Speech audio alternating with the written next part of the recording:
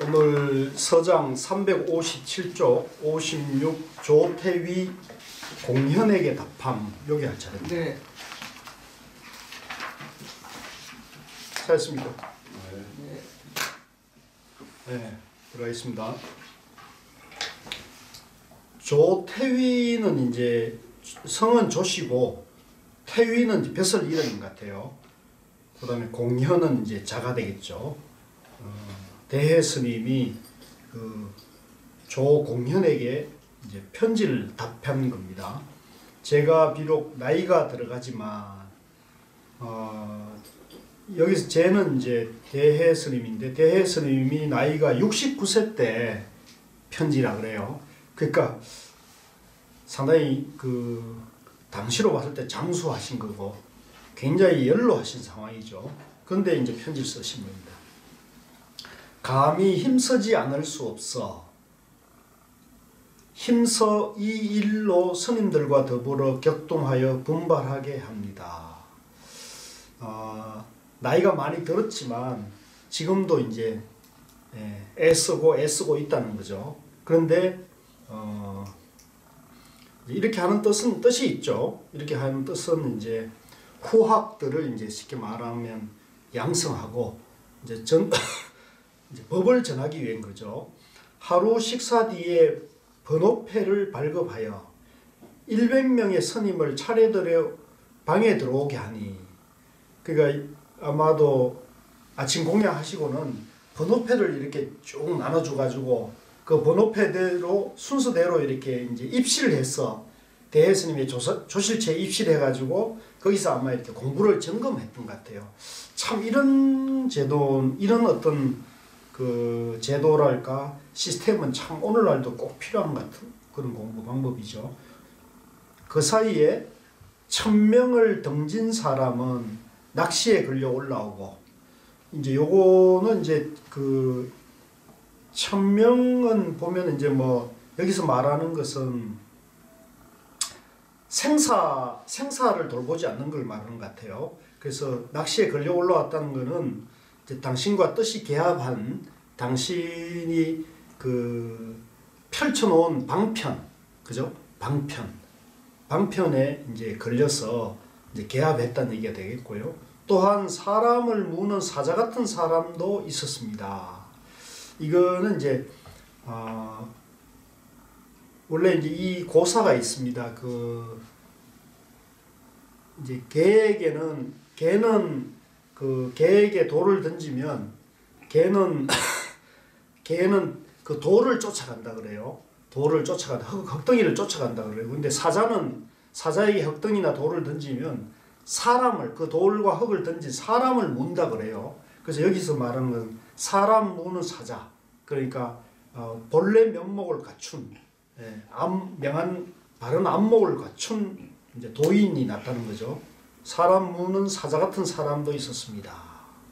그 주에 보면 708 주에 보면 이미 깨달아서 조사와 겨루는 사람입니다. 이러한 선법의 기쁨을 즐거움으로 삼아. 그래서 물론 이제 깨달았으니까 당연히 그 모든 고를 해결하고 늘 이제 즐거움만 있는 거죠. 그래서 그걸 우리가 영원한 행복이라 그러고 대자유라 그러죠.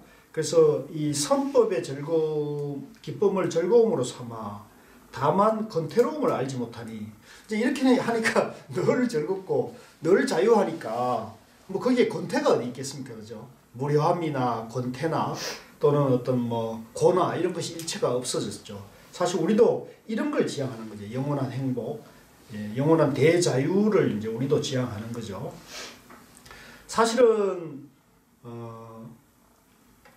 우리가 이제 깨달아서 그 자리를 밝혔으면 이제 당연히 이렇게 되는 거지만, 깨치지 못하더라도 이제 공부가 어느 정도 고비를 넘어서서 이제 궤도에 들어선 사람도 이까지는 안 되지만은 이제 늘 상당 부분 즐겁습니다. 상당 부분 즐겁고 밝고, 이제 그러나 그것은 어디까지나 상대적인 그 즐거움과 밝음이거든요. 그래서 거기서 영원한 확철대오까지 밀고 들어가서 화두를 타파해야지 끝나는 건데, 이제 오늘날 그런 경계에 대해서 지금 잘 모르고 있어서 좀 안타깝습니다.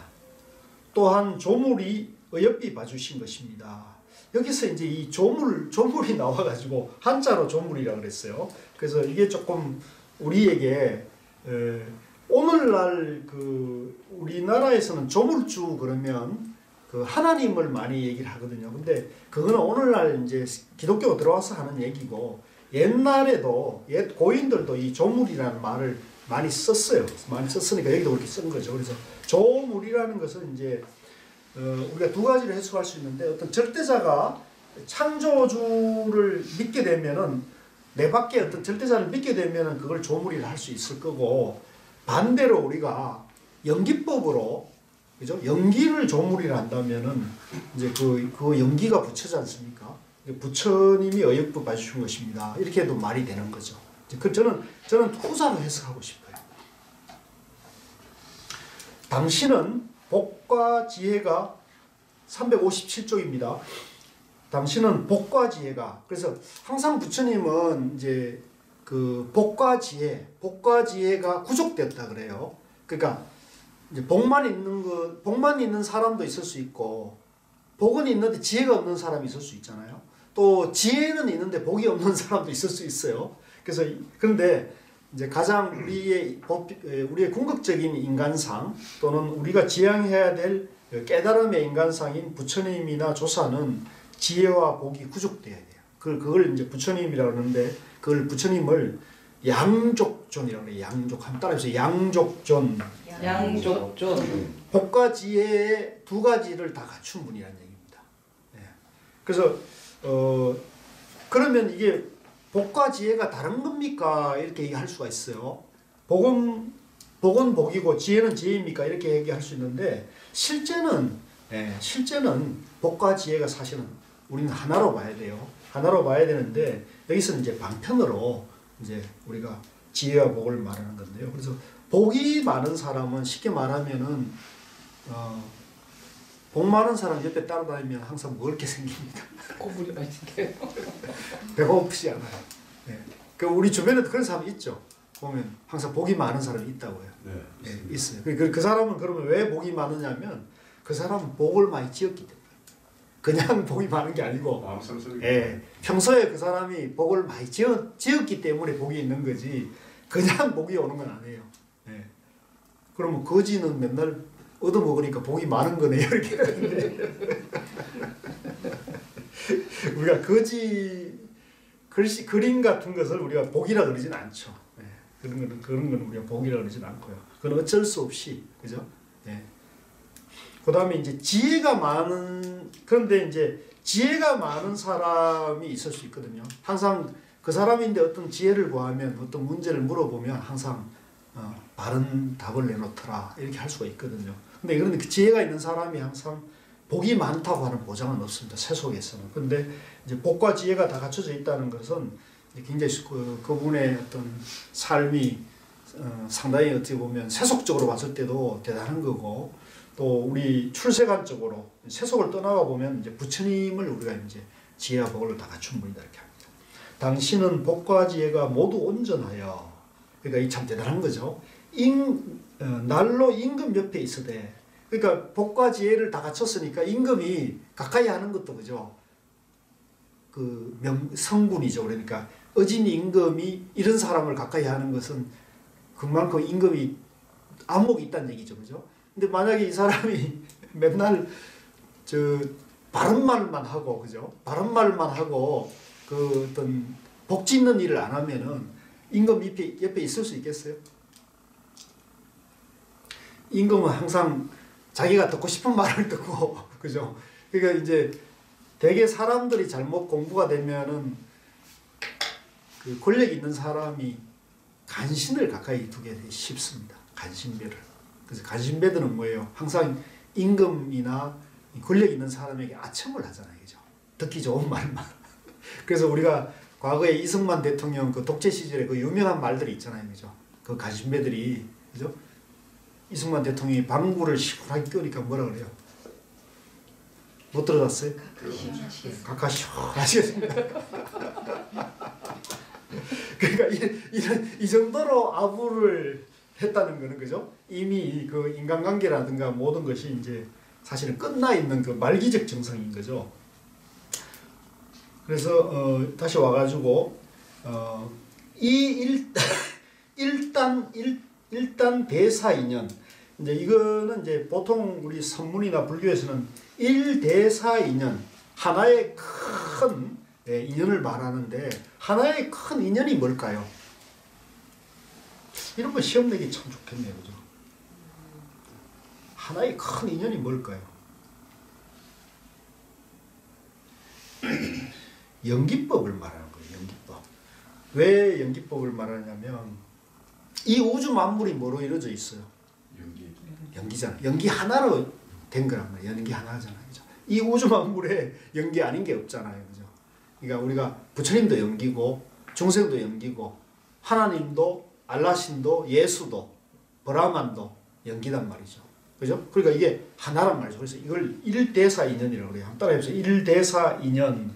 그러니까 연기가 인연이거든요. 연기가 인연이거든요. 그러니까 그걸 앞에다가 강조해서 일대사. 그 다음에 이제 거기다 일단대사라고 한 거는 이걸 한 단계 더 뭐 강조한 걸로 보면 될 것 같아요. 그래서 일대사 인연의 뜻을 두니, 그래서 이 연기법, 중도법, 이걸 이제 다른 말로 도라 그러죠. 그러니까 부귀영화를 누리고 지혜와 복을 갖춘 사람이 임금 옆에 늘 있는 사람이 도의 뜻을 둔다 그러니까 참으로 이게 이제 대스님이 불가사의한 일이다. 왜 불가사의할까요? 지혜가 많고 복이 많은 사람, 권세와 부가 있는 사람이 도를 공부한다는 것은 쉽지 않거든요.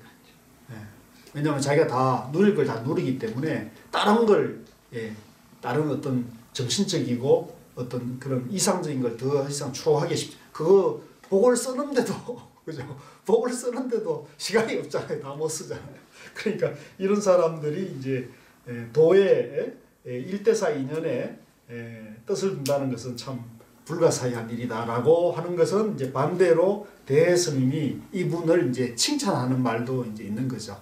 그리고 저희가 봤을 때는 꼭 이래서 아니라 우리가 이렇게 이제 일요일 날 이 귀한 시간에 이렇게 모여가지고 다음 몇 사람이라도 이 일대사 인연에 대해서 공부하는 것도 참 불가사의한 일이에요.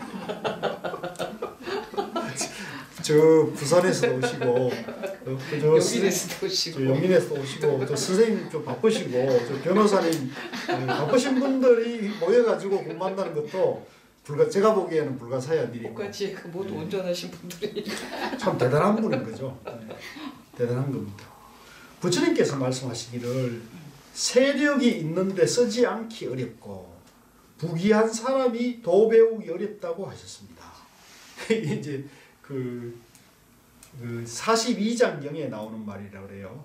저는 아직 42장경을 못 봤는데 42장경에는 20가지의 행하기 어려운 일을 열거했는데 여기서는 그 가운데 다만 2가지만 인용했다. 이제 이렇게 얘기를 한다 그래요. 이번에 이제 다음 주인가 그 다음 주에 그 서재영 박사가 우리 인재원의 그 경전 강좌 있잖아요. 거기에서 42장경을 3번 강의를 하거든요. 혹시 시간이 되면 월요일인데 시간이 되면 그 42장경만 신청해서 들으셔도 돼요.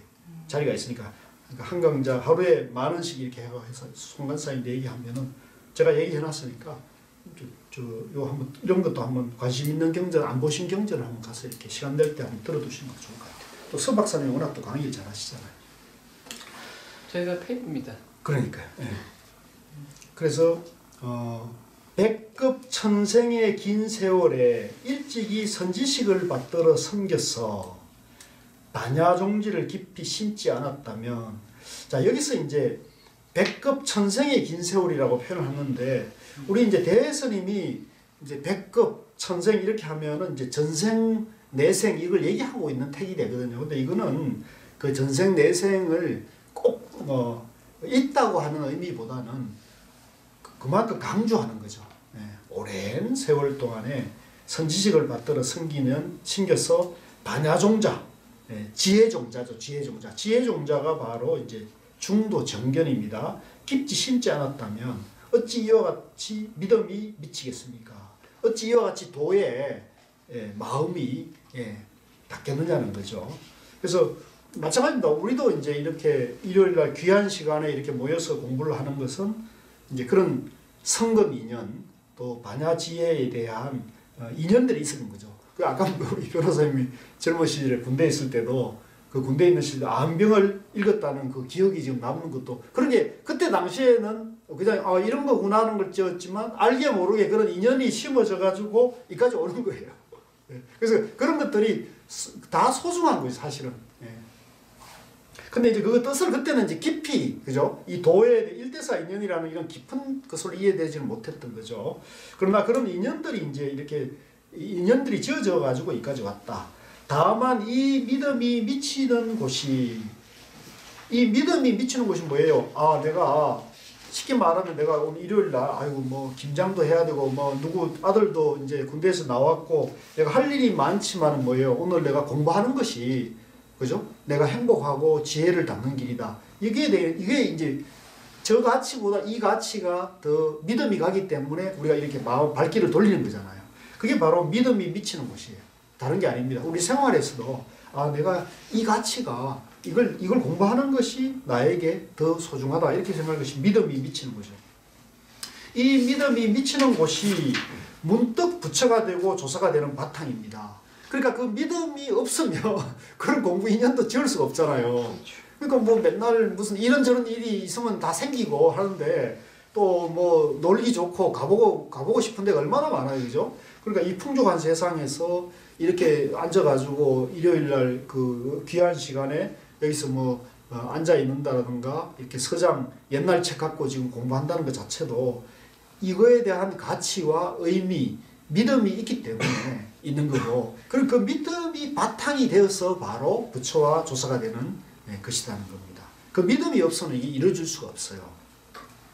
원컨대 당신은 다만 믿음이 미치는 곳을 향하여 엿보아 잡기를 오래오래 하기만 하면, 그러니까 우리가 내가 이 공부에 대한 믿음, 공부에 대한 뜻을 계속 이렇게 두어가지고 그거를 놓치지 않고 오래오래 하기만 하면 자연히 뚫고 벗어날 것입니다.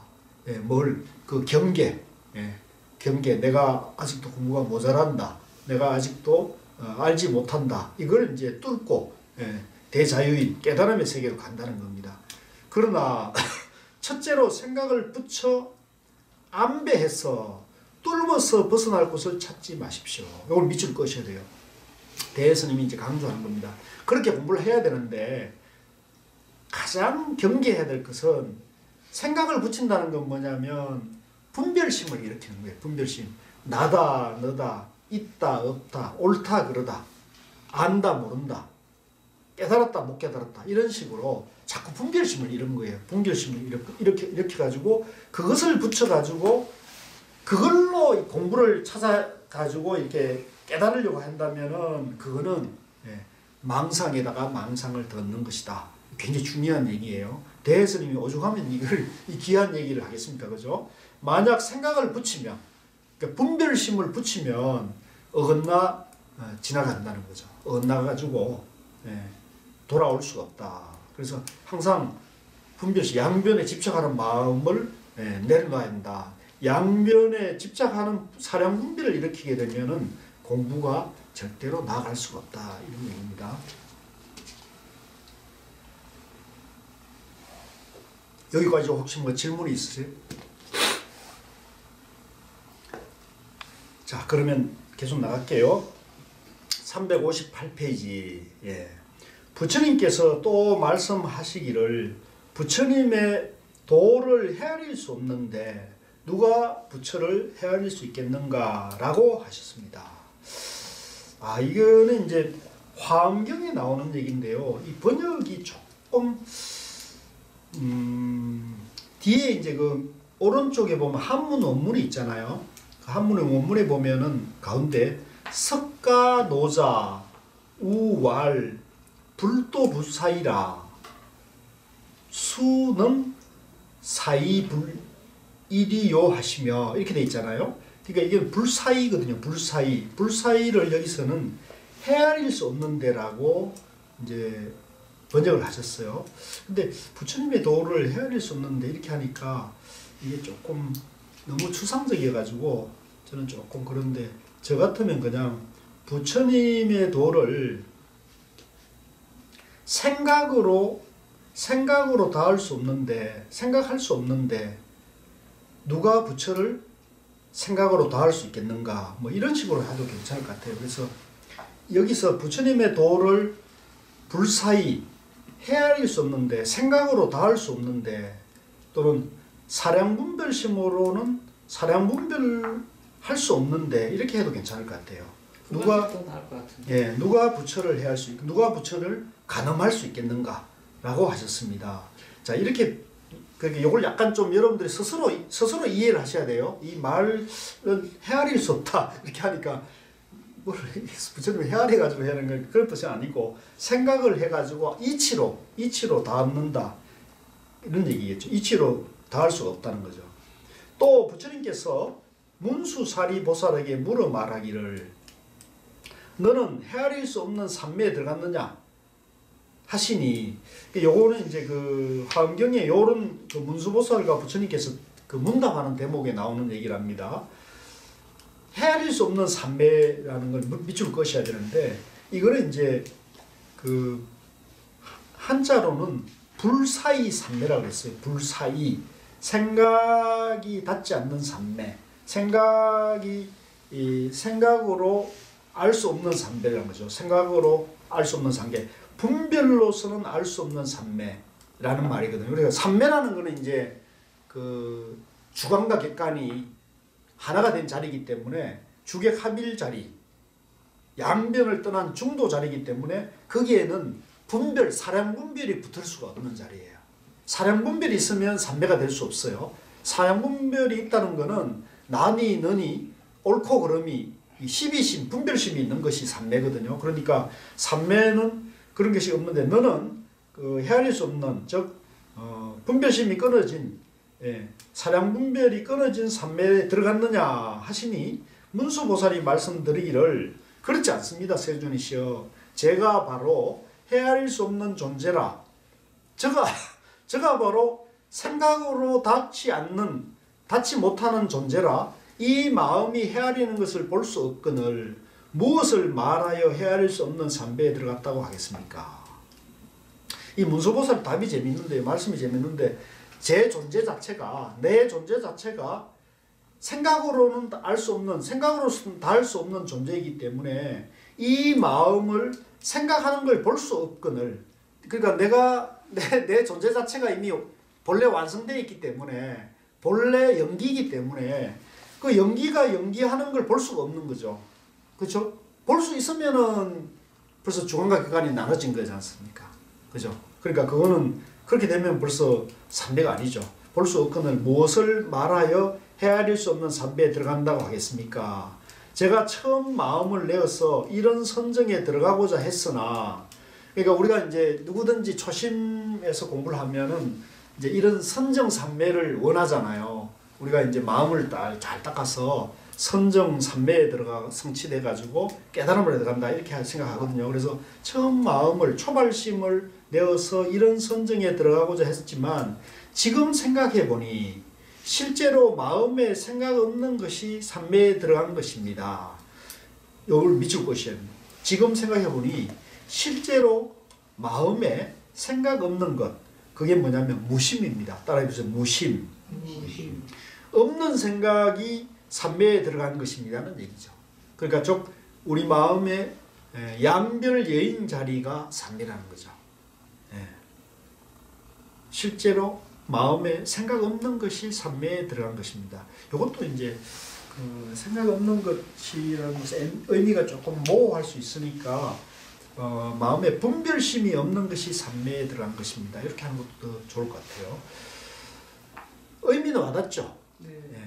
사람이 그러니까 우리 마음이 분별심을 내려놓은 자리가 산매의 자리라는 거거든요. 그래서 우리는 마치 산매에 들어가기 위해서 애를 쓰고 막 용 쓰고 하는 것이 산매인 것처럼 착각하기 쉬운데 그거는 나와 산매를 둘러보기 때문에 그런 거고요. 우리가 본래 부처고 내 안에 본래 산매가 갇혀서 있기 때문에 본래 우리는 삼매로 사는 거기 때문에 그 삼매를 가로막는 분별심, 나다 너다 옳다 그러다 하는 그 시비 분별심만 내려놓으면 바로 그 자리가 삼매 자리라는 거죠. 이게 이제 선에서 말하는 하나의 법칙이에요. 사람이 활쏘기를 배움에 오래 익히면 정교해져서 뒤에 비록 무심하더라도 오래 익혔기 때문에 화살을 쏘면 다 적중합니다. 이런 경험들이 다 있죠. 그죠? 여러분도 처음에 뭐 밥 지을 때 몇 번 태워 먹고 뭐 그러잖아요. 요새는 뭐 그런 태워 먹는 게 없지만은 어렸을 때 뭐 골로라든가 그죠? 집에서 그 숯불로 밥 지을 때 그렇게 많이 하잖아요. 그죠? 나만 그런가? 골로라는 말. 골로. 문화적 충격이에요. 어렸을 때. 골로도 하나의 혁명이었습니다. 옛날에 이 부지깽이에서 밥 짓는 시대에 비해서 골로라는 것 자체가 혁명이었어요. 근데 웃자고 한마디 하면은 제 대학 1학년 때 그 우리 1학년 동기들이 이제 처음 와가지고 MT를 가잖아요. 3월달인가 4월달 MT를 가는데 우리 과 대표 이 녀석이 부산 사람인데 뭐 이렇게 버스를 학교에 모였는데 보자기를 하나 크게 싸웠어요. 이거 뭐냐 그러니까 골로래요, 골로. 그래서 골로를 왜 갖고 가냐니까 아니 골로를 가져가자 밥해 먹지 않냐고. 집에서 그 자취방에서는 골로를 두고 왔더라고요. 대단하지 않아요? 대단하네. 네, 참. 네, 그래서 그 골로라는 추억이 평생 잊어버리지 않아요. 그래서 그 얘기 하려는 건 아니고요. 어쨌든 우리가 이제 그 처음에는 활을 쏘든가 뭐 축구를 하거나 농구를 하거나 야구를 하거나 할 때 이게 잘 안 됩니다. 모든 것이 서투르잖아요. 서투른데 근데 이걸 자꾸 오래오래 익히면 그죠? 활도 화살이 이제 무심하게 그냥 이게 폼만 딱 잡으면은 관역에 맞출 수 있는 것 같다는 거죠. 그래서 이것을 이제 저는 다른 말로 말하면 요즘 이제 우리가 그 현대 심리학이나 그 자기 개발 서적 보면 그 1만 시간의 법칙이 작용한다 그러잖아요. 어떤 사람이 그 분야의 전문가가 되려면 10,000시간이 공력이 들어야 된다는데 10,000시간. 그러니까 10,000시간을 이렇게 따져보면 하루에 1시간을 하면은 1년 하면 365시간밖에 안 돼요. 그죠? 하루에 3시간 하면은 1년에 1,000시간이 되죠. 그죠? 그렇게 해서 10년이 되는 거예요. 하루에 3시간 해서 10년을 해야 1만 시간 그 분야의 전문가가 된다 이런 얘기를 하거든요. 그러니까 지금 우리도 사실은 이 참선이나 불교의 공부를 입문해 가지고 내가 내 마음을 어느 정도는 그죠? 어느 정도는 이렇게 자유자재하게 내가 내 마음을 다스릴 수 있는 정도가 되려면 얼만큼 필요할까요? 시간이? 20년? 20년. 네. 20년이면 굉장히 양호하죠. 그러니까 이제 어저께 그 법전 스님은 한 30년 동안 해야 된다고 그러시던데요. 네, 30년. 뭐 사람에 따라 물론 이제 다릅니다. 뭐 해능 스님 같은 경우는 뭐 행자 8개월 만에 예외를 치고 그런 분도 있고 그죠? 평생에도 이제 못하는 분도 있고 그런데 사람마다 사실은 다른데 저는 이제 저번에 늘 말씀드리지만 평균 해서 이제 하루에 1시간 이상 해서 저는 한 10년 정도는 이제 마음을 모아야 된다. 그래서 그 1년 안에도 물론 이제 1박 2일 수련회나 3박 4일 수련회 같은 게 있으니까 그죠?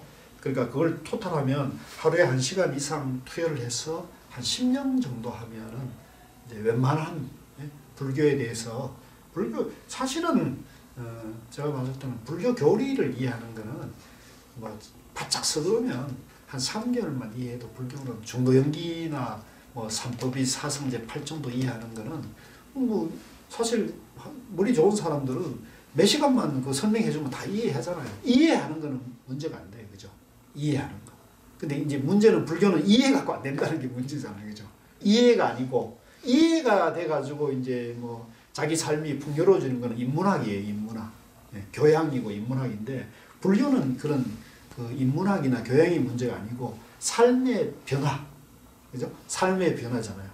네, 이기적인 마음이 아니라 나를 비우고 남을 돕는 삶이 돼야 되는 거잖아요, 그죠? 그래서 그런 어떤 삶의 질적 변환이 일어나려면은 이제 만 시간의 법칙이 저는 하루에 한 시간을 평균 해가지고 한 10년 정도 보는데 근데 이제 선지식을 이제 잘 만나면 훨씬 공부 시간이 이제 단축되겠죠.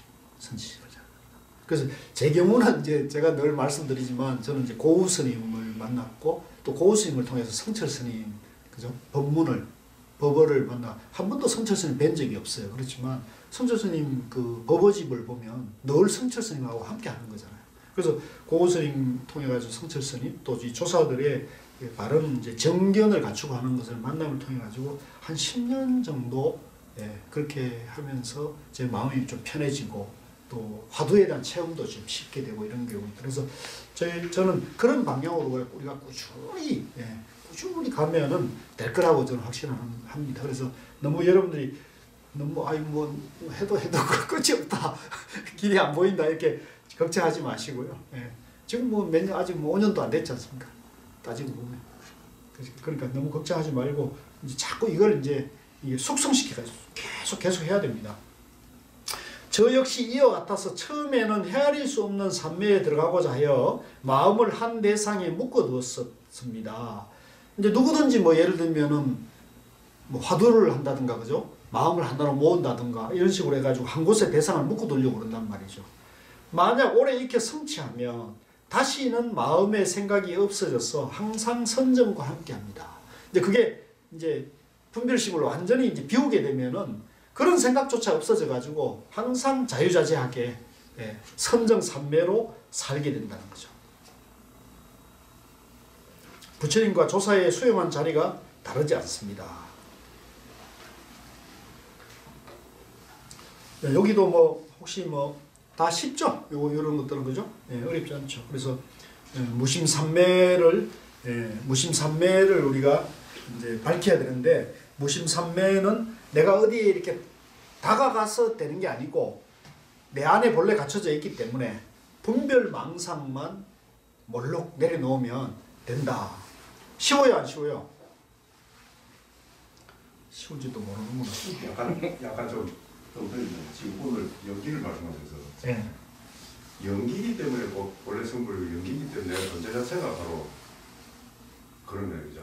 연기이기 때문에 그래서 좀 일반 번뇌적 보이도 연기이기 때문에 그렇죠. 결국 그 자체가 바로 그렇죠. 그래서 성불이 원래 성불이 그렇죠.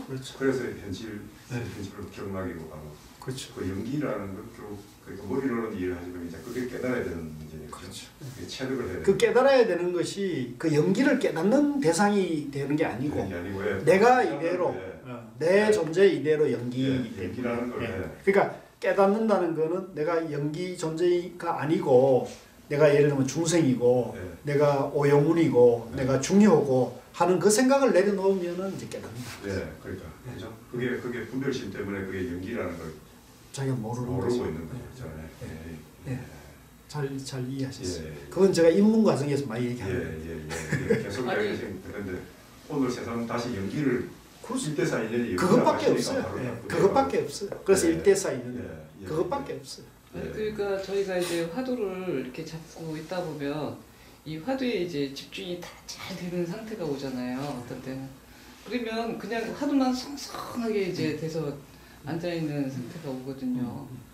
그러면 이제 그 화두만 잡고 이게 계속 이렇게 들어가다 보면은 무슨 생각이니 뭐니 이렇게 다 끊어지고 그냥 이렇게 내면이 굉장히 고요해지면서 이제 화두만 상상한 이제 그런 상황이 그렇죠. 오잖아요. 그게 삼매죠. 이제 그거를 이제 계속 밀고 들어가서 이제 거기서 이제 계속 나가면 이제 그게 이제 선정이 되는 건가요? 그 자체가 선정인 거고 선정산매인 거고 이제 그 선정산매를 지속시켜서 완전히 분별심이 이제 끊어지게 만들어야 된다. 분별심이 일어나지 않게.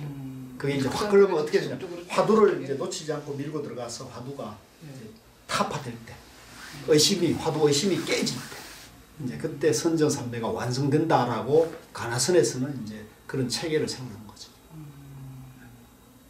그러니까 그 화두가 좀 신기는 하더라고요. 이렇게 계속 잡다 보면은. 그건 화두는 이제 그런 기능이 있는 거죠. 화두를 딱 잡고 화두의 의심이 지속되어서 화두를 성성하게 되면 사량분별이 사라지는 적적이 되잖아요. 그래서 성성과 적적이 동시가 되는 것이 이제 우리가 중도산매. 그걸 쭉 밀고 들어가서 하루, 이틀, 3일 이렇게 해서 완전히 이제 밤낮 없이 꿈 속에서도 되고 잠잘 때도 되고 이렇게 해서 3, 4일 지나면은 이제 완전히 분별심을 완전히 타파하는. 그래서 그러니까 거기 의심, 돼야지 그 분별심이 떨어져 나가는 거죠. 그렇죠. 우리는 이제 우리 기준을 이제 그렇게 잡아놓은 거고 꼭 화두가 아니어도 되긴 되죠. 왜냐하면 조사들이 그런 경우가 있고 부처님도 그런 경우니까. 그러나 이제 우리가 봤을 때는 화두가 빠르다는 거죠. 네. 빠른 것 같아요. 네, 화두는 그 인위적으로 그 집중해서 삼배를 바로 들어가게 해놓은 장치이기 때문에 그걸 확 밀어붙여서 밤낮 없이 밀어붙여버리면 이제 빠르다. 그러니까 집중할 대상을 두게 되니까 그렇죠. 다른 거네. 네, 굉장히 다른 건 집중할 대상을 안 두고 다른 거는 항상 이렇게 주관과 객관이 있는 거잖아요. 그렇죠. 네, 윗바사나라는 관을 하는 거 아닙니까? 대상을 지켜보게 하는 거죠. 그죠? 또 사마타라는 거는 어떤 대상의 호흡이면 호흡에 집중하는 거거든요. 이게 사마타가 되는데 그거는 이제 적적이 되는 적적 성성이 되는 거고 우리 화두는 이제 성성적적이 되는데 근데 그것이 이제 화두는 조사들이 이제 그 하나의 음구를 의심해가지고 몰아가지고 거기서 깨버리는 장치를 통해가지고 그 깨달음의 과정을 하나의 집약을 시켜놨다는 특징이 있는 거죠. 여러 과정의 검증을 통해가지고 딱 집약을 해놓은 거고, 위파사나나 사마타는 이제 그런 것을 그동안의 보편적 프로세스를 그대로 유지해서 가고 있는 거거든요. 그래서 언젠가 기회가 되면은 저는 제가 이해하는 범주에서는 이제 우리가 가라승과 위파사나가 충분하게 이제 선지식과 서로를 이해해가지고 얘기하게 되면 이제 그런 거에 대해서 깊은 대화들이 많이 나누는 날이 오게 되고, 그래 되면 왜 가라승이 효과적이고 빠른가에 대해서 이제 그런 것들이 많은 사람들이 이제 이해와 공감이 될 때가 올 거라고 저는 봐요. 근데 지금은 이제 이게 어려운 게 그 가라승 화두에 대해서 그렇게 쉽게 그 남방에서 공부하는 방식들, 위파사나나 사마타 공부 방식과 비교해가지고 이걸 설명해가지고 이게 왜 장점이 있느냐 또는 이게 왜 이제 단점이 있느냐 이런 걸 얘기할 수 있는 사람이 많지가 않으니까. 아니 제가 그 천주교 성당 가서 기도하면은 진짜 제가 눈물도 많이 흘리고 도대체 이 눈물이 왜 나는지는 모르겠지만 굉장히 이제 하여튼 환희심이 굉장히 솟으니까는요. 그래서 눈물도 많이 흘리고 그랬는데, 근데 제가 천주교 신자를 하면서 왜 그 내면 세계가 성당에 가면 그렇게 참 눈물도 많이 흘리고 그랬는데 일상에 돌아와 보면 다시 또 이게 이제 반복이 되거든요. 짜증나기도 하고 화도 나기도 하고. 그래서 그 차이가 뭔가 하고 제가 요새 화두를 배우면서 이렇게 비교를 해보면 그 기도는 내가 있거든요. 항상 그 기도를 할 때는 내가 있는데 이 화두는 자꾸만 잡다 보면 나라는 자체가 없어져 버리니까 그래서 그 차이가 이제 굉장히 네. 그러니까 예. 마찬가지다. 인문학이나 모든 이웃 종교나 모든 문사철이나 이웃 종교들은 다 내가 있다는 걸 전제로 하는 거거든요. 근데 이 불교는 내라는 것이 있으면 그건 안 되는 거죠. 그거는 양변에 떨어진 거죠. 그죠? 그래서 또 그러면 없는 거냐? 그것도 또 양변인 거죠. 그래서 영기고 중도라는 거죠. 네. 그래서 이게 이제 답인 거죠. 근데 이 답이라는 것도 이제 말로서 중도 영기가 답이다 이렇게 해서 또 되는 게 아니고 내 삶 속에서 거기 행으로 이어져 가지고 이제 행에서 자유자재해제 내가 그죠? 내 자신 행위에서 자유자재해진다. 그렇죠. 그게 완성되는 거죠. 행에서 네. 자, 그래서 이 활쏘기 비유로 이제 그러니까 이게 하루아침에 되는 것도 아니고 또 이렇게 계속 하다 보면은 그것이 이제 어느 날 이제 조금씩 이제 진도가 나갑니다. 조금씩 진도가 나고 또 확 갈 때도 있고. 네, 요거 저기 이제 일본 의사 선생님이 쓴 책이 있거든요. 네. 그 보니까 이제 이게 뭐냐면 우리가 의식이잖아요, 이게. 네. 근데 이제 이걸 갖다가 교수님이 말씀하셨듯이 하루에 3시간씩 뭐 10,000시간 투여를 하게 되면요. 우리가 의식에서 이 무의식 세계로 넘어가야 된대요. 예, 무의식 세계로. 맞습니다. 그러면은 제가 그걸 의식하지 않는 상태에서도 무의식적으로 그렇죠. 이제 이런 상황이 그렇죠. 오는데 그렇죠. 그게 이제 좋은 상태라 그러더라고요. 예, 좋은. 예. 그냥 내가 하지 않아도 무의식적으로 이렇게 나가는 행동. 이제 의학적으로. 근데 그거를 이제 그 하나 우리가 참고해야 될 거는 이제 이 조사선과 불교는 이게 하나의 그 사용하고 있는 그 가치관과 언어 이런 것들이 나름대로 체계가 잡혀 있잖아요. 근데 이제 이것을 이제 현대 과학자들이나 인문학자들이 이제 자기 나름대로 이렇게 객가지 속에서 자기 전공 영역에서 그런 것들을 발견해가지고 이렇게 뭘 하나를 또 만들어요. 이러한 책도 만들고 이론도 만들고 이제 이런 새로운 용어를 이렇게 만들어 놓는데 이걸 따라가다 보면 정신없어요. 이것도 이걸 많이 알게 되면 이것도 재밌거든요. 이거 하보면 그 자체도 그분들이 평생 공부한 거니까 그 얼마나 또 재미있습니까? 또 깊이 들어가면 재미가 있고 무궁무진하거든요. 근데 그거 따라가다 보면 우리가 쉽게 말하면 본류를 놓칠 수가 있죠. 네, 맞습니다. 한참 가다 보면 이게 뭔가 그러니까 빠진 게 있네. 이게 알아가는 재미 이거는 이제 자꾸 쌓아가는 거거든요. 견문각지 해가지고 보고 듣고 많이 알아가는 걸 통해서 알을 충족시켜가는 건데 그거는 끝이 없습니다. 그래서 그렇게 하시지 말라는 저는 이제 물론 그렇게 하실 분은 하셔도 되겠지만 그렇게 하실 필요 없다. 그러니까 우리는 경전과 어록을 이제 기준을 딱 잡고 이제 그것을 이제 체계적으로 해가면서 내 삶에서 이제 생활 속에서 그걸 이제 완성시켜가는 좀 해요. 그러면서 이제 가끔 이제 그런 것들을 그냥 화제가 되거나 이런 걸 볼 수 있는데 이제 그게 주가 돼가지고 이거 보니까 재미있더라 이러면 어서 오세요. 그거 재밌어요. 네. 근데 그러니까 내 얘기가 재미는 있지만 그 근본과 지마를 놓치게 되면 그 이제 그러니까 위험하다기보다는 엉뚱한 길로 간다. 근데 교수님 이렇게 옷장 잡고 있으면은 본말을 안 벗어나요? 근데 그건 알 수 없습니다. 그거는 그게 사실은 사람이 일이라는 게 한치 앞을 내다볼 수 없기 때문에 항상 자기 마음속에 그 중심을 항상 잡고 있어야 하는 거죠. 그러니까 저인데 와서 얘기 들으면 저는 일반적인 얘기를 하잖아요. 그죠? 네. 일관된 얘기를 하고 항상 다른 데 갔다가도 그 자리에 오고 그러잖아요. 이런 중심이 있어야 사람이 이 방황하지 않고 이 헛공부, 그죠? 헛노력을 하지 않거든요. 헛힘 쓸 필요 없거든요. 헛힘 쓰면은 그만큼 자기가 시간 낭비, 돈 낭비, 이제 체력 낭비, 건강도 될 수 있고 그럴 필요 없다. 저도 이제 선지식 만나가지고는 내가 그동안 공부한 것이 그죠? 네. 그러니까 물론 이제 그런 시행착오를 통해 가지고 선지식을 만났고 또 내가 선지식을 만나는 간절한 마음이 있었기 때문에 만난 것이긴 하지만은 제가 이제 그걸 만나고부터는 이걸 똑바로 하면 되겠구나 이런 생각이 들었어요. 그래서 이제 제가 여러분 우리 생활 참선 하시는 분들에게는 항상 중도 정견, 이제 바른 도노법을 기준으로 해가지고 내가 본래 성불이다, 내가 본래 부처다 이거를 등지게 되면 밖으로 찾으면 이제 안 된다는 걸 이제 강조하는 거죠. 그래서 그건 철저합니다. 그죠? 우리가 보고 있는 지금 우리가 공부하는 어록을 보면 뭐 임제록이든 도노입도의 문헌이든 이 서장에도 보면 철저하게 본래 성불이라는 거, 내 안에 다 갖춰져 있다는 거. 이거를 이제 개발해서 얼마나 썼냐는 거예요. 이거 내 안에 다 갇혀 있고 내 마음이 그대로 보물과 같은데 이걸 모르고 밖으로 이렇게 추하면은 얼마나 안쓰럽습니까?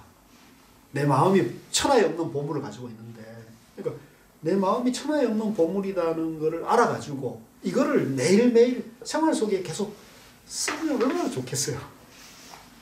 멋있죠. 네. 그래도 모든 문제의 답을 내 안에 가지고 있다는 얘기예요. 근데 그걸 어떻게 찾아요? 그렇게 말하면 이제 찾을 수가 없는 거죠.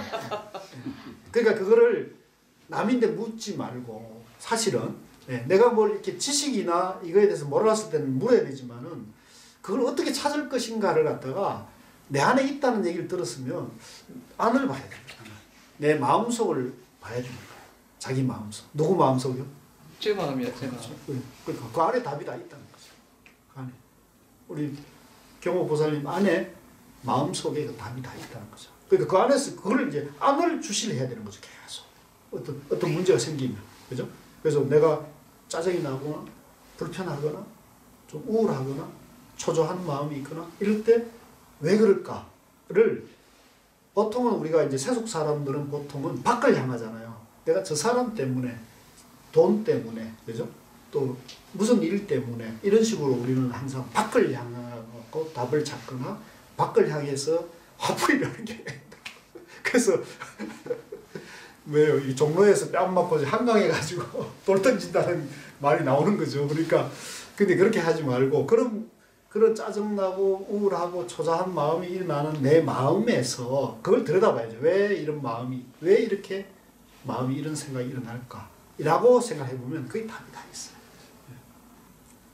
그게 사실은 공부의 출발점입니다. 그냥 이렇게 무슨 경전과 어록을 통해서 지식을 듣는 거는, 그거는 공부를 할 수 없어요. 우리 불교는. 불교 공부는 자기 그 말을 듣고 자기 마음을 이렇게 들여다볼 때, 그리고 거기서 답을 발견할 때, 그리고 거기서 그걸 통해서 자기가 변화가, 내가 이렇게 생각하면 안 되겠구나 라고 생각할 때 이제 불교 공부의 시작이죠. 교수님은 그런 내면에서 답을 많이 찾으셨어요? 저는 그러니까 저도 아까 늘 말씀드린, 저는 원래 아직 화를 한 번 딱 경계가 있은 거 이외에는 화를 내보진 않았거든요. 그러니까 이제 제가 이런 말씀 드리는 거는, 이제 그런 어떤 경계에 휘둘리는 것에 대해서 깨어 있을 때는 제가 그 경계에 휘둘리는 것에 대해서는 어느 정도는 잡고 있다는 거죠. 그거는 이제 그것만, 내 생각할 때는 그것만 돼도 좋은 거예요. 대단하죠. 그것만 돼도 좋은 거거든요. 근데 이제 그거를 그러나 저도 마찬가지로 이렇게 상대하는 사람들과 일관계나 뭐 여러 가지 공부관계나 이렇게 모든 관계를 하는데, 그걸 내 생각을 100% 전할 수는 없어요. 안 되잖아요. 예를 들어 나는 A는 A입니다 라고 얘기했는데 다른 사람이 생각하는 A가 다를 수가 있잖아요. 근데 그걸 이제 저도 당황스러울 때가 있죠. 그러면 이걸 쫓아다니면서 얘기를 해야 되나 이랬는데, 이제 요즘 결론은 뭐냐면, 내가 그럴 에너지가 없다. 그러다가 내가 지친다. 이런 생각이 들더라고요. 그러니까 그건 어쩔 수 없는 것 같아요. 부처님도 일체 중생을 일시에 성불시킬 수 없다는 말도 있듯이 저도 제 한계가 있는 것 같아요. 그래서 저는 이제 제 나름대로 성심성 있고 그런 얘기를 할 때는 그렇게 말씀을 드리고, 그렇게 하고 또 물으면 서로 대화하고 이렇게 소통을 나누되, 그거 이상을 하기에는 좀 한계가 있겠구나 이런 생각이 좀 나도 많이 들었어요. 그래서 이제 그런 것들을 잘 페이스를 유지해가면서 이제 원래 생각하는 방향대로 가야지, 이런저런 것에 영향을 받아가지고 이렇게 흔들리게 되면 전체적인 방향이 이제 저럴 수 있으니까 그런 생각이 들더라고요. 아니 그러니까요. 저도 요새 이제 옛날에는 무슨 문제가 생기면 저 사람이 문제고 외부 환경이 문제고 언제나 이제 그런 생각을 하면서 살았는데, 요새 이제 이게 화두를 매일 이렇게 들고 하다 보니까 결국에는 모든 문제는 나구나라는 생각이 들어요. 내가 있어서 모든 문제는 결국에는, 그죠? 그게 되게 중요한 말이네. 네. 같이 보셔야겠다. 왜 저 혼자 보세요? 아직 책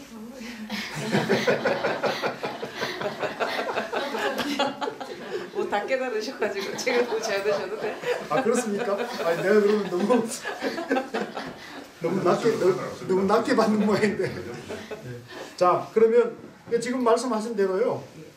하여간 모든 문제의 시작과 끝은 나야 돼요.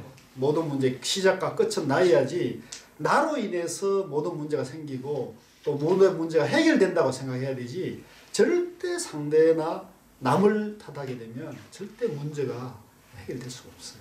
맞습니다. 우리 다 명심을 해야 돼요. 우리 부처님은 항상, 그래서 성철 스님 항상 자기를 바라보자.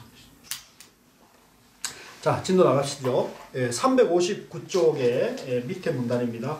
근년 총림에 한 무리의 삿된 선이 있어서, 그러니까 이걸 보면은 대스님 당시에도 총림에 이런 이제 선을 하는 분들 중에서도 삿된 공부를 하는 분들이 있었다는 걸 알 수가 있죠. 그러니까 지금 우리가 대스님도 없는데 그런 분들이, 성철스님 같은 분도 없는데, 성철스님 같은 분도 있었을 때도 이런 문제가 있는 거고요. 지금도 당연히 있는 거죠. 그러니까 이 같은 공부를 하더라도 그 문제가 없다고 보면 안 되는 거죠. 문제가 당연히 있는 거다, 문제는. 그러니까 문제가 되는 게 아니에요. 내가 그 문제를 바라보는 시각이 문제인 거지.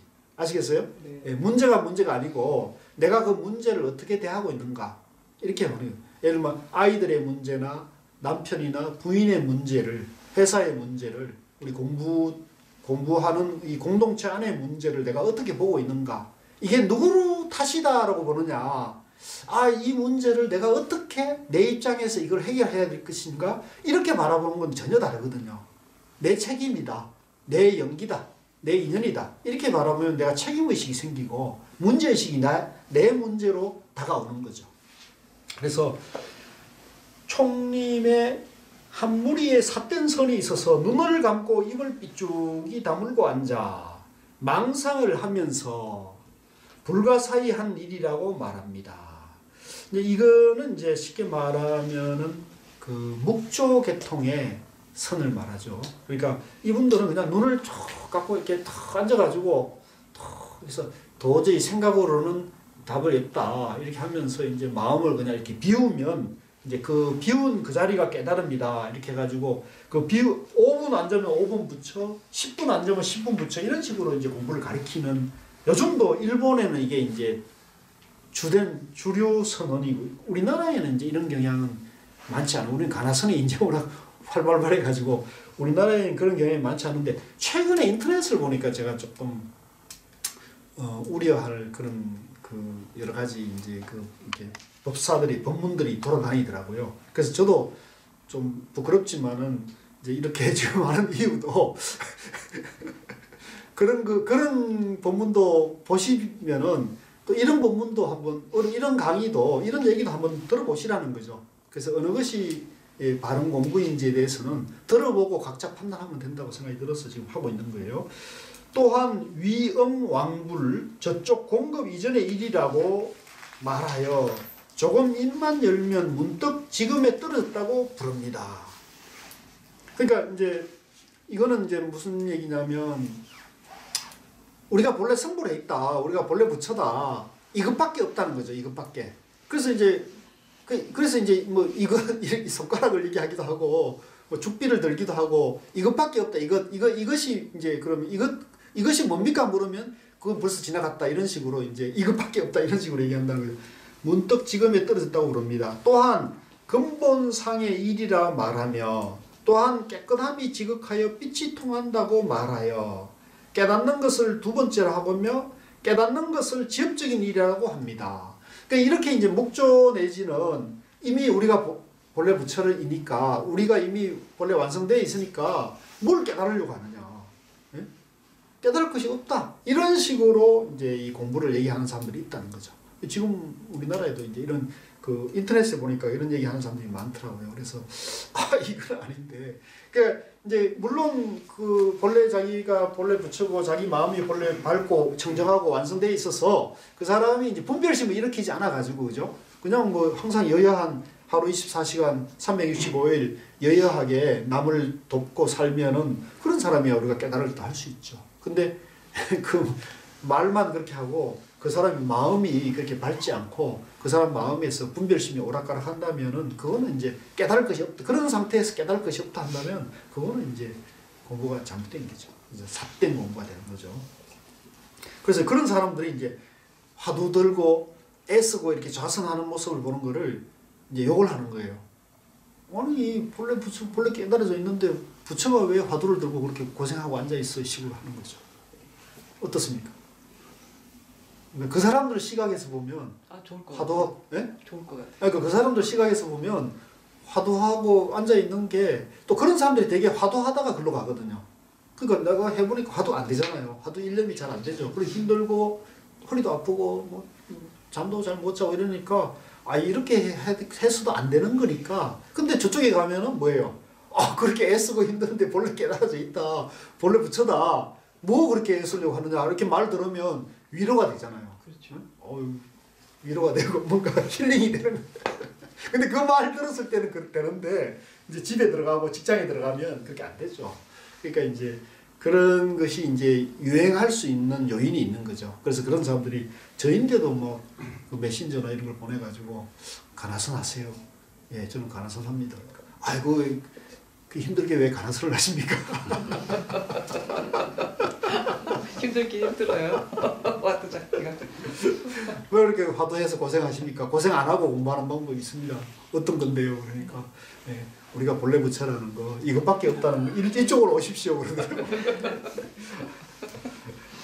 그래서 그런 적이 있어요. 그래서 그 사람들이 그렇게 많이 호하겠다 이런 생각이 들었어요. 왜냐하면 이 가나선에 대해서도 친절하고 자상하게 또 우리 그 제가 생활인의 눈높이에 맞게 얘기해 주는 사람이 많지 않으니까 이제 그렇게 하는 것이 상당히 먹혀들 수 있는 소지가 있다는 생각이 드는데, 근데 그것은 아니에요. 이제 우리는 궁극에 있어서는 깨달음이 목적이 돼야 되고, 깨닫지 않은 상태에서 자기가 공부가 끝났다고 하면은 불교가 존재할 수가 없죠. 그래서 성철스님 백일본문의 맨 처음 앞에 딱 못을 받는 게 뭐예요? 불교는 깨달음의 종교라는 거예요. 불교는 깨달음에서 한 발자국에 벗어나면 그건 불교가 아니다는 거죠. 이 인류의 종교사에서 깨달음을 근본으로 하는 그 종교는 불교밖에 없어요. 그렇죠. 그 오죽하면 부처님이 깨달은 자라는 뜻 아닙니까? 부처라는 게 뭐예요? 깨달은 자라는 뜻이에요. 불교란 뭐예요? 깨달은 자의 가르침이라는 얘기잖아요. 불교는 깨달음. 그래서 이 깨달음을 엉뚱하게 해석해가지고 이렇게 하면은 그거는 정말 삿된 공부니까 우리는 그 주의해야 됩니다. 자, 그 밑에 내용이 이제 아주 고구정령하고 중요한 얘기입니다. 대개 그들은 처음 시작할 때부터 문득 잘못되었으나 또한 잘못되었음을 알지 못합니다. 이제 이분들은 정견을 안 세우고 공부를 하는 거예요. 정견을 안 갖추고 깨닫는 것을 건립하는 것이라고 하여. 그러니까 우리도 공부를 우리가 처음에 이제 불교를 잘 모를 때는 불교 공부를 한다면 뭐를 닫고 뭐를 성취하는 목적이 있는 걸로 생각하기 쉽잖아요. 그죠? 그래서 깨닫는 것을 건립하는 것이라 세우며 이미 스스로 깨닫는 문이 없다고 하고 또한 깨달음이 있는 것을 믿지 않습니다. 그러니까 이미 내가 다 본래 갖춰져 있고 본래 완성되어 있으니까 굳이 그렇게 깨닫고 애쓸 것이 없어. 이미 완성되어 있다고 이렇게 이제 얘기하기 때문에 그러니까 뭐 깨달음 말고 할 게 없는 거죠. 이런 사람들은 대반야를 비방하고, 그러니까 대반야라는 것은 뭐예요? 내 안에 본래 완성되어 있는 삼매를 말하는 겁니다. 무심삼매, 중도삼매를 말하는 건데 영기를 말하는 거죠. 영기를 말하는 건데 이거를 비방하는 거죠. 부처님의 지혜의 명줄을 끊어서 이 부처님이 깨달음이 뭐예요? 부처님 깨달음이 우리 모두가 그 삼매, 중도 정견, 중도 영기를 우리가 다 갖추고 있다. 그래서 그 갖추고 있는 것이 자성인데 그 자성을 밝히는 것이 지혜를 밝히는 거잖아요. 자기 마음을 밝히는 그 지혜, 그 지혜의 명줄을 끊어서 그 우리가 다 갖추고 있는 그 지혜를 밝히는 그 공부 도리를 끊어버리면 앞으로 그 마음을 밝히는 지혜의 가르침이 이어지겠냔 말이죠. 이어질 수가 없죠. 그걸 다 차단해버리는 거예요. 그러면 이거는 불교의 그 장점, 그죠? 특징, 수성함이 다 끊어지게 되니까 이걸 이제 엄청난 이제 과오가 되는 거죠. 부처님의 지혜의 명줄을 끊어서 천불이 세상에 나오다. 천부처님이 세상에 나와도 참회가 통할 수 없다고 하겠습니다. 그렇게 해가지고 천부처님이 나왔는데 그렇게 지혜의 명줄을 끊어서는 깨달음이 없다고 해서는 참회가 통할 수 없다는 겁니다. 불통참회라는 말이 있어요. 따라해주세요. 불통참회. 불통참회. 그러니까 불통참회라는 건 이제 제가 어제 임재로 갈 때도 말씀드렸나요? 거기 보면은 이제 아버지를 죽인 죄, 어머니를 죽인 죄, 그 다음에 부처님 몸에 피를 나게 한 죄, 부처님에게 상처를 입힌 죄, 그 다음에 대중의 화합을 깨뜨린 사람, 또 하나가 뭐더라? 뭐였죠? 그날도 또 하나가 뭐더라 하셨습니다. 오늘은 바뀌었어요. 그래서 아라한을 죽인 죄, 아라한을 죽인 죄구나. 아라한을 죽인 죄. 그래서 이 5가지인데 이건 이제 무간지옥이 하는데 이것도 마찬가지로 불통참. 근데 그 중에 어떤 경우가 있냐면 깨닫지 못했는데 깨달았다고 하는 죄도 있어요. 이런 거는 참회가 통하지 않아요. 당신은 사람을 시험하는 눈을 갖춘 지 오래입니다. 그러니까 이거는 뭐냐면 이제 그 조태위 공현은 당신은 이미 안목을 갖췄다는 거죠. 당신은 이미 안목을 갖춰서 정견을 갖췄으니까 이와 같은 무리는 사자의 가죽을 입고 여울음을 내는 것이니, 그러니까 형색은 사자 모양을 하고 있는데 말하는 것은 뭐예요? 여우 목소리를 내고 있다는 거죠. 이제 쏟는 거죠. 그러니까 쏟는 거니까 반드시 알아야 된다. 그래서 지금 우리 불교계 시중에도 보면 이 깨달음에 대해서 이와 같은 대스님이 비판하고 있는 이런 입장에서 하는 흐름도 있고요. 그래서 그런 사람들이 선을 이렇게 빙자하면서 이게 선이다 하면서 굳이 그 애써서 화두 같은 거 할 필요 없다. 그냥 본래 이것밖에 없다. 이것만 알면 된다. 그리고 이걸 알기 위해서는 분별심만 내려놓으면 다 안다. 이런 식으로 이제 주장해서 깨달음 자체를 부정하는 경향이 있는 거죠. 이제 이것이 이제 선문 안에 이제 가장 큰 병통이고요. 두 번째는 선 밖에 어떤 경향이 있냐면 깨달음이란 중도, 연기, 무아를 잘 이해하면은 그게 깨달음이다 이렇게 하는 거예요. 종정스님이 그러세요. 네? 누구? 저게 종정스님이 이렇게 얘기하셨다며. 종정스님이요? 종정스님이 그렇게 얘기하실 게 있겠습니까? 네. 그래서 그 연기무아를 잘 이해하면은 그게 곧 깨달음이다. 이게 이론적이라는 얘기죠. 네? 이론적으로 잘 알면. 그분은 하여간 그렇게 말하더라고요. 네. 그분은. 그리고 책도 내고 뭐 이렇게 해가지고 막 여기저기 막 그랬는데 거기에 대한 반박도 나왔고요. 네. 그래서 이제 그거는 이제 우리도 다 이해는 하는데요. 그걸 잘 이해해가지고 욕망이 끊어지고 짜증과 화가 안 나고 양변이 끊어지면 얼마나 좋겠어요. 그렇죠. 그러면 숫하게 우리가 그렇죠. 부처가 그렇죠. 주변에 숱하게 부처가 보일 텐데 그러냔 말이죠. 그렇지 않잖아요. 근데 그거는 착각이지 착각. 불교를 저는 제가 봤을 때 불교를 잘못 이해한 거고. 그러니까 이해를 해서는 안 되는 거지 머리로, 그죠? 그 부처님이나 역대 조사들이 항상 경계한 게 이제 분별심이잖아요. 그 분별심을 해결했다. 그럼 분별이에요, 분별 아니에요? 분별이잖아요. 그러니까 이 생각으로 모든 걸 알았다 그런 것을 깨달음이 한다면 그거는 우리가 인문학이나 문사철하고 똑같은 거죠. 그럼 불교라고 할 차별성이, 불교할 특성이 없게 되거든요. 그죠? 잘 이해하는 거라면 연기, 무아, 공, 중도 우리 뭐 여기 우리 공부하는 전문반에 계신 분들 웬만하면은 그 정도는 이해는 하죠. 네, 이해를 네. 하죠. 근데 그렇게 하면 이제 깨달음이라 한들 같으면 이게 불교가 그렇게 그 간단한 것 같으면 뭐 이렇게 성립되지도 않았죠. 교수님께 3년 강의 들으면 이해는 다 합니다.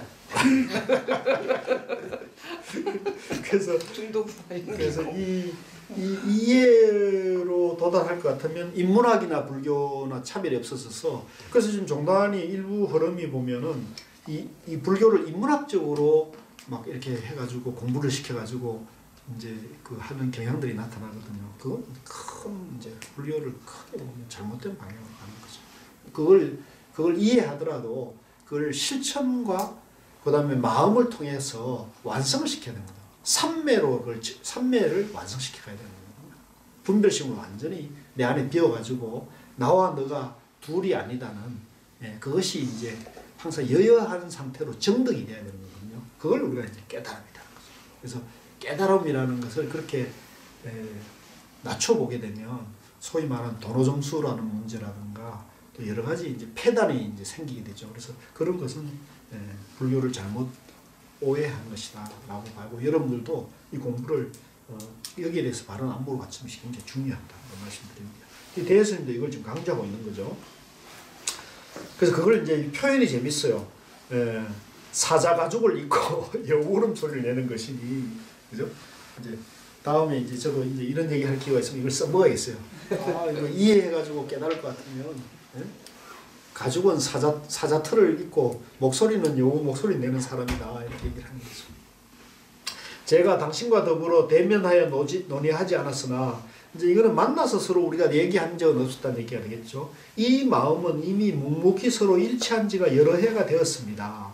그러니까 서로 편지만으로도 이 공부에 대한 방향에 대해서 서로 뜻이 같다는 것이 여러 해가 된다. 앞에 답한 편지가 매우 예절을 갖추지 못했으므로 지금 오로지 법공선인을 보내서 대신 공경을 드리는 까닭에 지금 이제 사람을 보낸다는 얘기죠. 이제는 예의를 뜻이 갖추고 이제 사람을 보내가지고 이제 대신에 인사를 올린다는 거죠. 까닭에 선사유삼매. 선사유삼매라는 것은 이제 삼매의 다른 말인데요. 그렇다고 해서 삼매가 따로 있는 건 아니고 한선 이제 착한 생각이라는 착한 생각. 요새 우리가 시중에 보니까 착한 가격이란 말이 유행하대요. 착한 가격이란 뭐예요? 적정한 가격이란 얘기 아닙니까? 그죠? 네. 마찬가지로 여기서도 이제 착한 생각이라는 것은 착하다, 악하다는 양변의 착한 생각이면 이거는 분별심이고요. 양변, 착하다, 악하다는 그런 양변을 떠나가지고 절대적인 선이면은 이제 선사유, 이제 깨달음의 그 삼매가 되는 겁니다. 중도 삼매죠. 선사유 삼매에 들어갈 겨를이 없고, 다만 이렇게 손과 마음을 따라 알지 못하는 사이에 갈등함이 이어왔습니다. 오로지 불민함을 살해할 뿐입니다. 이제 이거는 인사를 이제 자기를 낮추고 인사의 표현입니다. 자, 그래서 이번 그 조태위 공연에게 답하면 이제 우리 그 이 조태위 공연 거사가 지위도 높고 부귀와 지혜, 왕 측근에서 오랫동안 그런 높은 지위에 있었는데도 불구하고 그 공부에 뜻을 둔 거에 대해서 찬탄을 하고, 그렇게 그렇게 뜻을 둔 것은 반야종자를 오랫동안, 그죠? 이 공부에 뜻을 뒀기 때문에 그렇다는 것을 인정하면서요. 이제 공부를 해나가는 데 있어서 경계해야 될 것은 여전히 분별심으로 이 공부를 해하려 해서는 안 된다. 항상 분별심을 내려놓는 공부. 그래서 자기 내면을 바라봐야 한다. 그 얘기를 하신 거고요. 그 다음에 이제 여기서 강조했던 것은 이제 깨달음에 대해서, 그죠? 깨달음에 대해서 지금 총림의 선문에 삿된 무리들이 있는데 삿된 선을 하는데 그분들은 그냥 깨달을 것이 없다. 이미 우리가 깨달아져 있기 때문에 그냥 가만히 있으면 된다는 식으로 하는데, 이것밖에 없다는 식으로 하는데 그것은 이제 올바른 깨달음이 될 수가 없다. 그렇게 해서는 부처님의 지혜의 가르침을 전하는데 큰 해악을 끼치니까 이런 것은 이제 사정없이 이제 깨야 된다. 그래서 대스님이 이제 일관되게 강조했던 게 파사현정이에요. 삿된 것을 깨고 발음을 드러내는데, 그때 그 삿됨과 발음은 양변의 삿됨이 아니에요. 양변을 떠난 삿됨, 그 다음에 발음을 얘기하는 겁니다. 그걸 말하는 거고요. 그래서 지금 우리 현실에서는 이제 영기무화를 잘 이해한 것이 깨달음이라는 식의 불교가 되면은, 그런 불교는 결국은 마음을 밝혀서 항상 깨달음을 통해 가지고 우리가 자유자재하고 해탈의 경지를 가기가 불가능하다. 그래서 그걸 우리가 그런 깨달음이 아니라 정말 그 중도 영기 무아를 바르게 이해해서 정견을 갖추고 그걸 생활 속에 부단히 실천하고 또 그걸 화두를 통해 가지고 그걸 마음에서 정득해서